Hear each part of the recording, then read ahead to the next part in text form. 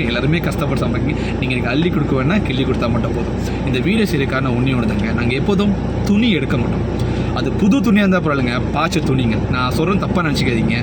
வேணான்னு சொல்கிற பொருள் அது அருமத்தில் போய் சேராது நான் நம்புகிறேங்க. அதனால நம்ம வீட்டு பிள்ளைங்க இந்த பாய்ச்ச பொருள் என்றைக்கு எடுக்க மாட்டேன். ஏன்னா இங்கே இருக்க பிள்ளைங்க நான் ஒரு குடும்பம் ஏற்படுத்தி அவங்க நிறைய சூழ்நிலை தாண்டி வந்திருப்பாங்க.